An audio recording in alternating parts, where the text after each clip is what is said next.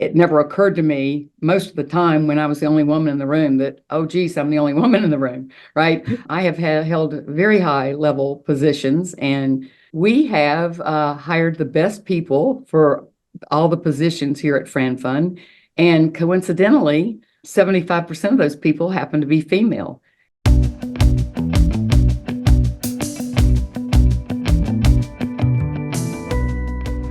Hello, everyone, and thanks again for tuning in to the latest edition of FranCoach's Franchising 101 podcast.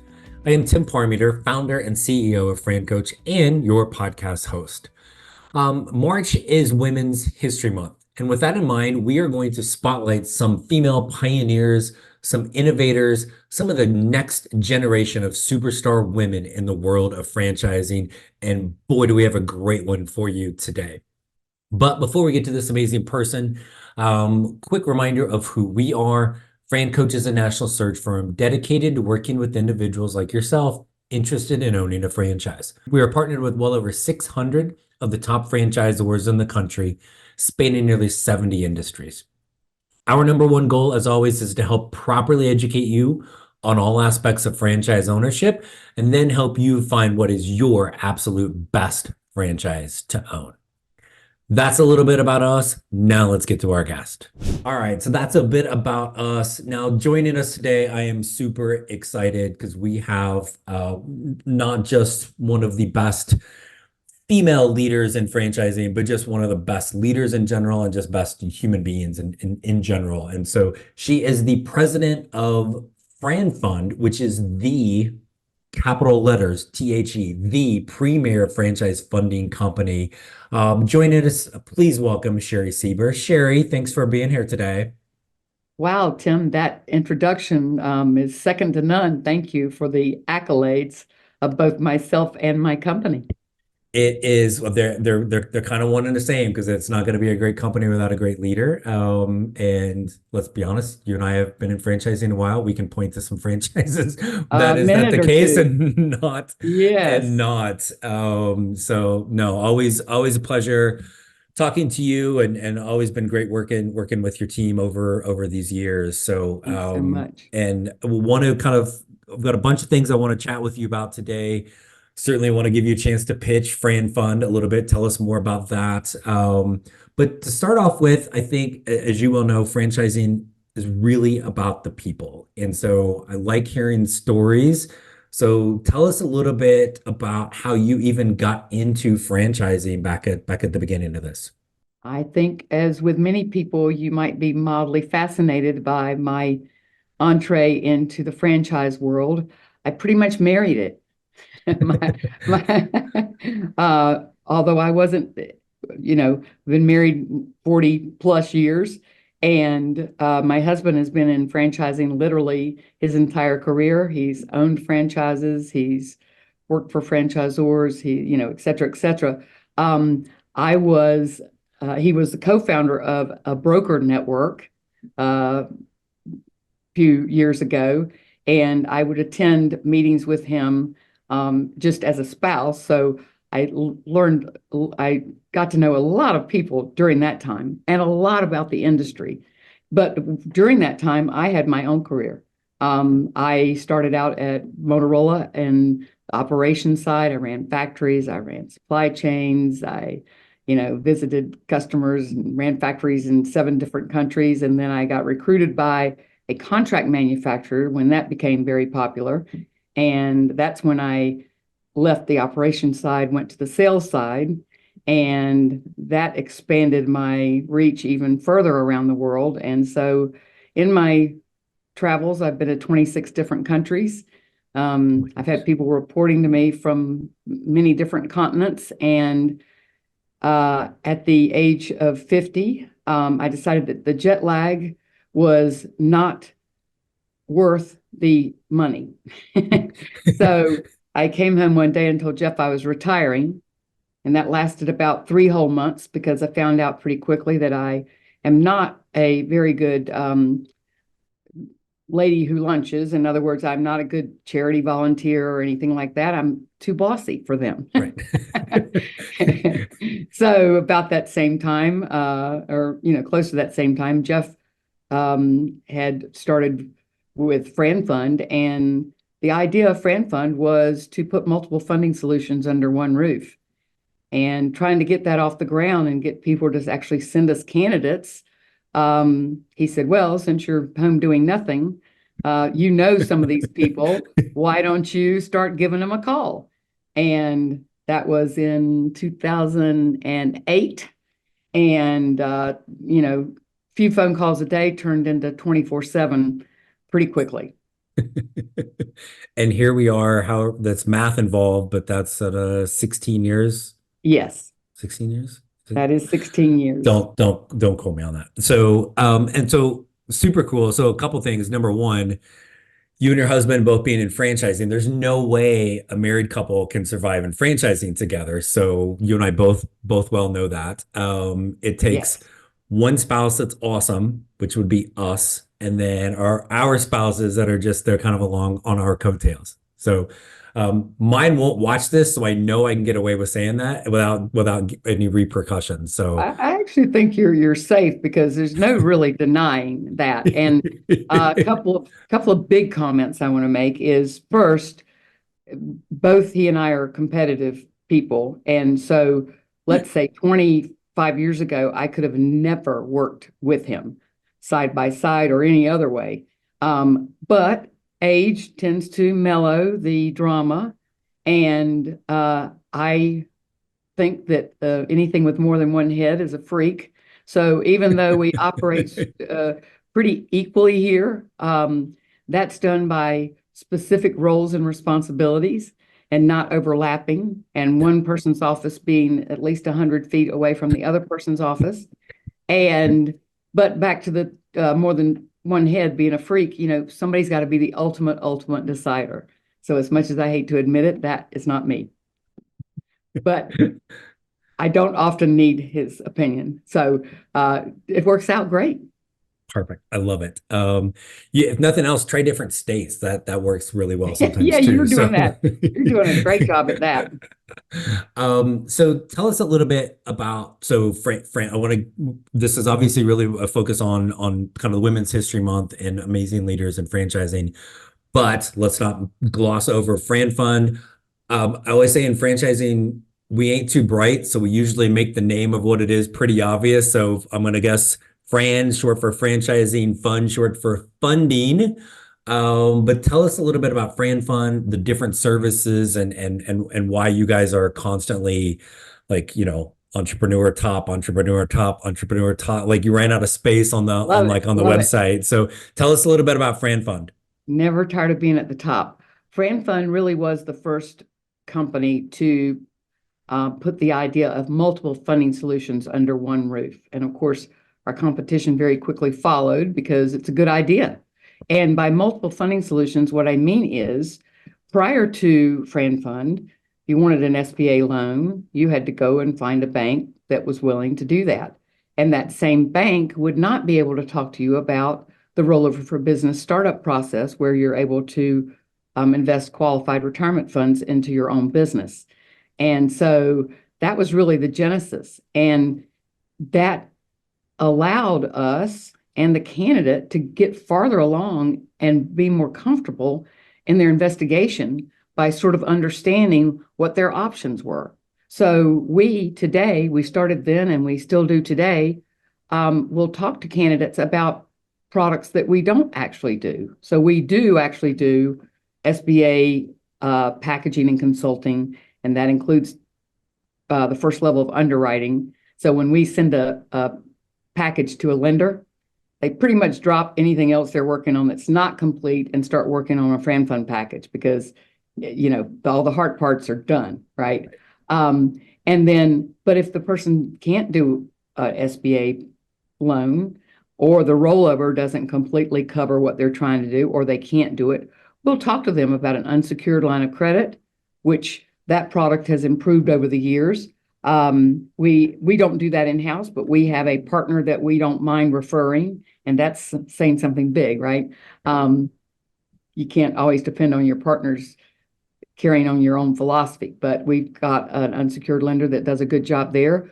We talk to people about how to possibly use their home equity line of credit, and when not to use it.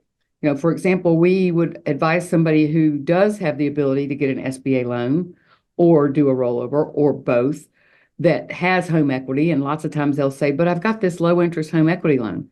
We'll talk to them about that being a great rainy day fund. We'll talk about if it's appropriate, and equipment leasing was a big thing a few years ago. It's not as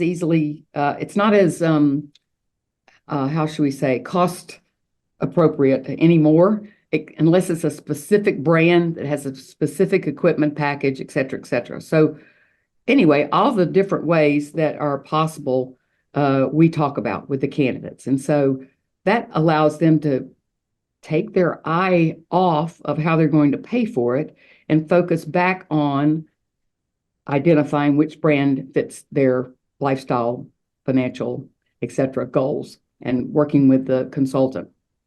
Awesome. No, I love it. And I think I like how you said that is because I think it's probably why we've worked together for so long is that I think this should be all about education, because this is stuff that it's scary.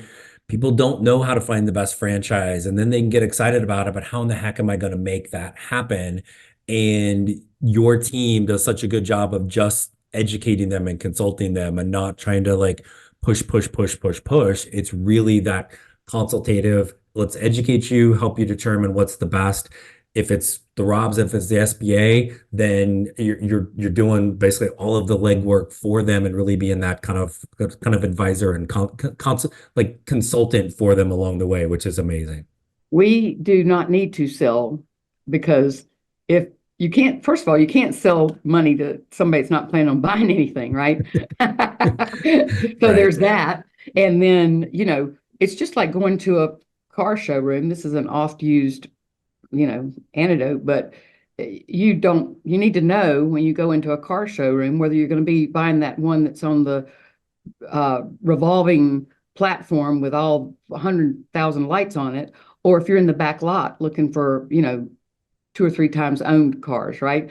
And so fear is, as you well know, a major part of the finding the right franchise process. And so you should be you should get the how am I going to pay for it out of the way and focus on doing the due diligence and figuring out which franchises are the best matches. And then we stay in touch with the candidate as they're going through the process to make sure, they don't take a left turn and go from one brand to another that has a completely different total project cost or whatever. And then we work with them to, hey, when do you plan on being open? When do you plan on signing your agreement? We need to back up from that. And that's when we need to start your funding process. So we try and align so that there's a perfect storm, so to speak, of when everything comes together. Yep. And when it's done properly, I think just in franchising, it should always get to the end and you're like, oh my gosh, yes, this is it. You shouldn't feel sold, pressure that you're buying, confused. It really should just be, it's absolutely this franchise. It's absolutely this funding option. And so again, like I love that. And I know your team does such a good job of it. Tell me a little bit about kind of your journey in franchising, and even certainly before. That's really professional when you knock something off as you're talking with your hands. Who were, I guess, maybe some of the challenges for you rising up in franchising or even pre-franchising? Some of the challenges as a woman, certainly in franchising, tends to be a little male dominated. And how were you able to overcome them? That's a fun tale to tell. First of all, from the very beginning of my career, I was in male dominated industries, and for some reason, my personality is perhaps unusual in that it never occurred to me most of the time when I was the only woman in the room that, oh, geez, I'm the only woman in the room, right? And so I have held very high level positions, and my husband's man enough to have accompanied me on various, like my last company had a CEO conference, and so that was the top people in the country. He was one of 2 trailing spouses out of 100 people. So, and so we have hired the best people for all the positions here at FranFund, and coincidentally, 75% of those people happen to be female. We did not seek females on purpose. Again, we hired the best people for the job, and we have an extremely powerful team. One of the things I have always preached is, you know, as you're on your way up, you should, you're pushing the people ahead of you and you're pulling the people behind you. Right. Like you're pulling everybody up. I love mentoring other women, even other men if it's necessary, but there are certain ways to show and demonstrate leadership and to get the respect that leaders need. And a lot of that starts with the person. It doesn't start with externally, it starts internally. And so that was my point earlier of saying, I just had that, confidence, I guess. Right. My mom gave me some advice a few years ago, many years ago, actually. She said, Sherri, you're no better than anybody else, but nobody else is better than you. So you can do whatever you want. And even though that is so simple, Yeah. that's brilliant advice. It's absolutely brilliant. So as a result, I have been fearless to approach anybody, anywhere. And I actually love people too, so that helps. And then the philosophy behind FranFund is, one of our main tenements is communication solves all problems, really. I like proactive communication. I like to be on offense, not defense. I like to make sure that our candidates, even after they've engaged and going through the loan process, we'll call them just to say, hey, we don't really have anything new to tell you, but everything's going fine. Right. And you just hear this sigh of relief in people's voices because, so I like relationships. I like both referral sources and candidates to, if possible, to be buddies, all working towards the same goal of helping people change their lives with franchise ownership. And that's been a lot of fun for me. Hey everyone, I want to take a moment to spotlight one of our premier franchise partners, Archidec. Archidec is the world's largest designer of all the cool things in your backyard. Custom decks, porches, screen porches, outdoor fireplaces, outdoor kitchens, pergolas, gazebos, you name it. If it's something cool and amazing in the backyard, Archidec can do it for you. Sounds amazing, but guess what? As an owner, you don't need any design or construction experience. You need to be a people person. You need to be able to connect with your customers, your contractors that are doing the work, and in the community to build those relationships, to be that go-to person for all of the incredible things you're going to build in people's backyard. You don't need an office. You don't need stuff. You just need yourself, eventually maybe a small little staff to build off of that. And as part of the Empower brand group of franchises, you're going to have fantastic marketing support, all of the design and creative technology, really everything you need to be successful. What you need is to be a person that can grow a big, huge business, helping people create this amazing thing in their backyard. If all this sounds like it might be a great fit for you, our team at FranCoach is here to help you find the perfect fit. Perhaps it's Archidec. Let's chat, and we can help you create your better tomorrow. Hey everyone, I wanted to take a quick break from our podcast to tell you about our amazing friends at Entrepreneur. If you're looking to become a franchisee or simply learn more about business ownership, and guys, let's be honest, you're listening to the Franchising 101 podcast, so we know you have some interest in this. And I really encourage you to go to entrepreneur.com to check out all of their great content and resources. Seriously, Entrepreneur has everything, all the way from a bookstore to the best podcasts, webinars, and videos, plus information on upcoming events and the latest articles that seriously, they cover all aspects of franchising and business ownership. If you're having trouble deciding which franchise is right for you, start with Entrepreneur's renowned Franchise 500 ranking, which highlights the best franchises of 2022. For 45 years and counting now, Entrepreneur has been and continues to be the most widely recognized and respected authority in the franchise market. Digital and print subscriptions are available, so you never miss out on anything. So seriously, what are you waiting for? Go to entrepreneur.com right now and learn more. you talk about the 75% of FranFund being women. I think the other thing that's really I pay a lot of attention to is the tenure of people in an organization, right? And I've been doing this almost 10 years now, and the three people I know the best, they've been there longer than me, right? Yes. So like that speaks volumes of because people don't leave jobs, they leave bosses, right? And so they're in an amazing organization from that and I know not just those three, but there's an incredible tenure within FranFund because of the culture and the organization you guys have built. We have always sort of treated the team when there was 4 people, 6 people, 10 people, 20 people. We are a family, all with the same goal in mind, but personal goals, financial goals, lifestyle goals, just like any other business owner, but making sure that you have your team around you that are all on the same page. FranFund just sort of self-evolved as a company that works hard and plays hard. Therefore, if somebody comes in the company and their peer group think they're not working as hard as they should, they either self-select that this may not be the place for me, Right.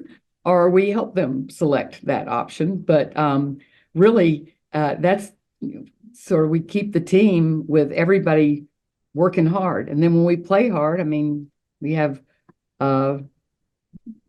simple birthday celebrations every month, but then we have when the funding consultants, the sales team, more or less, although we don't really sell, but when they're all in town, they sort of suck the air out of the room. So we always make sure to have the entire company together because, none of them are actually in the office here. And we have great Christmas parties. We'll have a summer pool party at Casa Seiber. And anyway, we have good relationships, and you have to have that to make your company successful. The other thing I'm very proud of is that the funding consultants support each other. They don't compete with each other. They believe that a rising tide raises all boats. And so that makes sure that you, for example, if you send a referral and your favorite funding consultant's not in town, there is no gap. Something's happening. Something's being taken care of. Yeah, they're all my favorites, Sherri. You mentioned kind of throughout your career and having times where you were the only woman in the room, right? And just like, hey, that was the thing. Somewhere along the line, I'm guessing there has been another. You talk about mentoring others. Who was maybe a mentor for you that you remember that really kind of helped you out? My mentor was a male back in the manufacturing world, and there's just a few behavior. I think first of all, I'm of an age. I think that's pretty obvious, but things have changed over the years in terms of what opportunities women have and where they can go and what they can do. And so I sort of feel like I was one of the pioneers of showing that it can be done. And I had this particular guy, short story. It was when I was at Motorola. It was when I was in supply chain before I ended up being a pretty high level. But back when I was a buyer, purchasing manager or whatever, we had a part shortage from the company Seiko, which obviously they make watches, but they also make crystal oscillators. And it was it would shut down the entire factory. And so thank God it wasn't the buyer's fault. It's the factory in Japan, because the Japanese, we'd say we need to increase capacity and they would nod their head up and down, yes. But all they meant was, yes, I hear you. It doesn't mean, yes, I'm going to do anything. But I had to start going to the highest level guy and explaining what was happening. And so I love data, being the numbers person that I am, I had this whole thing laid out in Excel spreadsheets and all this, when's it coming, blah, blah, blah. And my mentor said, Sherri, when you're going to that level, you start out with answering the question with 3 to 5 words. If there's no more questions, you're done. Right. If there's a second question, then you may say 10 words, 10 to 15 words. Usually that'll do it. If there happens to be a third question, then you can whip out all your stuff. But it never gets there, you Yes. know. And so I mean that's just some good advice. You can apply that in so many ways. Don't answer a question that hasn't been asked. Yes. Yes. Yeah, I've joked about that in trainings over the years. There was a TV show that I watched way too many times called The West Wing. And there was a scene in there, but it was like the question was, do you know what time it is? And the person is like, like doing what pretty much everybody I've ever asked that question to. Yeah, it's 12:30. That's not what I asked. I said, do you know what time it is? Yes. Yes. But it's hard, right? When you're in that position, you have all this information, you want to share everything or over tell when all I really like, I didn't need the history of time. I needed to know, do you know what time it is? Yes. So I love that. I'll share with you that we have, well, so I wanted a coach for the team on communication because the majority of our communication is over the phone with candidates. We meet our referral sources in person all the time, Right. but our candidates, they're all over the country, and so are we. So we talk to them over the phone. So I wanted to hire a coach for that. And I was recommended a lady who happens to be a doctor of emotional intelligence. And of course, communication styles fall right under that. Now, that was about 6 or so years ago. We have her at sales meetings at least twice a year. And, I can modify what's causing issues at that particular time. And, she can shift and give us words of advice to use during that. And one of the profound things she told us was that people hear 3 out of the 7 words you say the first time you say them. The second time, they hear 5 out of the 7. And really, unless you give them a visual, that's about as far as it ever goes. So with that in mind, you have to think about, how do you talk to your candidates? How do you make sure they get the information they need? How do you make sure everybody's on the same page? And so that's the kind of things we try and get into and make sure that we're satisfying everybody's questions. Yeah. And one person is going to hear 3 words, the other person is going to hear a different 3 words out of those 7, right? So no, very true. I love that. I'm gonna preface the next 2 questions I have for you, and then I'll probably have one more and I'll let you go. But as I was preparing for having amazing female leaders in franchising on this month, I ask an amazing female leader that I might possibly be married to as well. I'm like, what do I ask? So the next 2 questions, if they suck, they came from her. If they're great, I'm editing this part out and it all came from me. That's Okay. hilarious. Okay, So, go for it. Sherri, what's your superpower? Understanding people intuitively. Ooh. And you said that so direct that it makes me, you're psychoanalyzing me right now. What's my Perhaps. body language saying? Am I leaning? Am I looking the right way? No, Okay. I mean, I feel like I do a pretty good job of reading people, and that's not easy. That's also an emotional intelligence skill, right? Because I do know when to pause when I'm talking to somebody, and I do know when they're not listening, and I do know when the entire topic is wrong. So, Right. That's kind of a superpower, I think. I like it. And not one very many people have. So the next one is, if you could tell the younger version of Sherri something, maybe you wish you would have learned, or do this, don't do that. What would be that thing current Sherri would tell younger Sherri? Be bolder, faster. Don't take no for an answer. Don't put yourself in a box that you are making your own box. Like, you can do, like, why can't you go from this level to this level? Why, you don't have to go up. You don't have to touch every step to get to the top. So yeah, I'd say be more aware of what's out there and go for it. and make sure everybody knows you're going for it. Which it sounds, I love that, but it also like kind of sounds ironic because you even talked with your history, you were kind of a pioneer with that. So you kind of already did that, but even think you could have done it more or done it sooner. I'm sort of embarrassed to say that in my first few years of Motorola, because I did not have a role model in my own personal life and family of what being in a corporation was like and what growth was. I just thought you did your job and, you know, that's what you do. And then as I started to get promoted, um, well, first of all, when I was, again, I was in procurement for a while, and three of my promotions, some of the suppliers told me that I was going to get before I knew or before my boss knew. So in other words, they were observing behaviors in me that meant Right.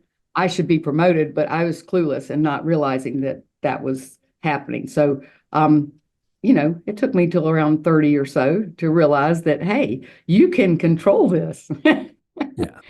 You can be in charge instead of just, I thought, put your head down and do your work and you'll be recognized, which is true. But in this day and age, I think sometimes you have to brag about your accomplishments, and it's not bragging if they're true. Right. Or you have to let people know that you want more, right? Because Yeah, we all, and it's okay to not, but we've all seen people, or I'm sure for FranFund, and we have them, there's people that are in a role that they're super valuable, right? Where they put their head down, they do a good job. If they're happy there, that's great. Not everybody wants to advance. So being able to be not just vocal on, oh my gosh, look how amazing I am, but being able to go to whoever's ahead of you to say, how do I get there? Help yes. me. And again, like you said, you didn't have that mentor to get you there. Did you figure that out on your own, or did at some point somebody kind of pull you aside? Um, well, I started sort of self-realizing after, I was getting promoted. And then the mentor I mentioned, really, I didn't start working with him until, Motorola has grades. Right.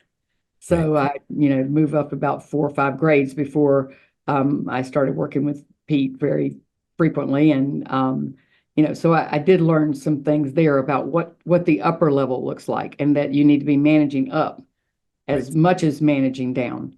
And Yes. so, and the other thing about just to make and you did make this point, but I think it could be even further made, wanting to be ahead in actually having the skills to get ahead are sometimes two different things. Right. So don't mistake just thinking you're going to morph yourself into the next level without doing the work it takes to get there, and having the um, gravitas to go and ask somebody, what am I missing between this level and the next level?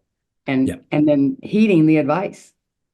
Yeah. And again, well, I remember this in the corporate years of having to do performance evaluations on our team. And there's the exceeds, there's the meets or whatever, right? All the silly stuff that you do.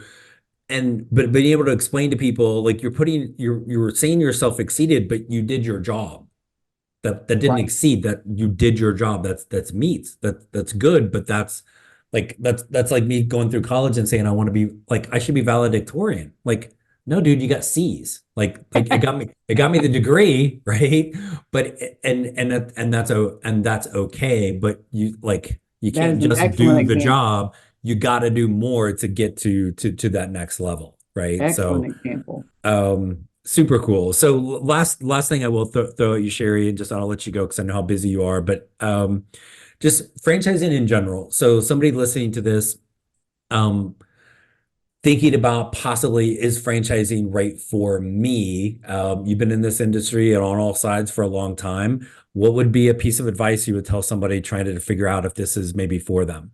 If you are someone who has dreamed of owning your own business and have not figured out exactly what step one to that is, um, franchising is just such a beautiful thing, because you are in, there's the cliche, I didn't make it up, but it's a tenement of franchising, is that you're in business for yourself, but not by yourself. You buy a franchise because I like to describe it as the recipe for the French fries. You're Right. buying in the brand, whatever brand you're interested in, the recipe for the French fries. What the brand owes you is you follow that recipe to a letter and you will be successful. What you owe the brand is to follow that recipe to the letter and you will be successful. And if you don't follow the recipe, there's consequences for that. But you are in business. You have other franchisees that you can go to for advice. You have your franchisor support team. The economy of the United States depends on franchising for an incredible number of jobs. Right. There are 800 and some thousand franchise establishments in the country. If you just conservatively said they each had 10 employees, you can just, quickly get to giant numbers of impact to the U.S. economy. It's a wonderful industry. And when you are buying that franchise, you're getting marketing. You don't have to go invent your own. You don't have to decide where to advertise. You don't have to decide, so all the things. If you do your diligence and you get a franchise that meets your lifestyle goals, your financial goals, your time goals, all of those things, that's winning. Yeah. Yep. Super cool. And when you're ready for that and you need funding, do we know where they should go, Sherri? I think a good idea would be FranFund, because we are interested in, we love seeing people's successes, and that's one of the benefits we have of also having the third-party administration in-house at FranFund. We do get to see people living out the life of their franchise agreement, and we get to see the ones cashing out and going off into happy retirement land with Uncle Sam having contributed to their business success. And we see just fun success stories and more women. Love it. Which is awesome. Which a great way to end this. So let's find some more. Let's get them to FranFund and help them be happy. So always an absolute pleasure to speak with you. Thank you so much for sharing your story and your time with us today. Thanks, Tim. Love working with you and your team. Thank you so much. And as always, thank you to our loyal Franchising 101 podcast listeners for tuning in. If you are ready, if you've heard enough, you're ready to learn a little bit more to see if this might be your path, please reach out to us. You can find us social media all over the place, but online, FranCoach.net. And by the way, completely redesigned. So that's super fun. In fact, play a game. Go to FranCoach.net. See if you can find a typo on the new spot. Send me a message, okay? And franchising101podcast.net. Again, always .net for us. Never ever any fee for our service. We're here to educate you if this is the right path and then help you find your best fit if it is. So reach out. We're excited to work with you and we can help you create your better tomorrow. Thanks everybody for tuning in, and we'll talk with you next week.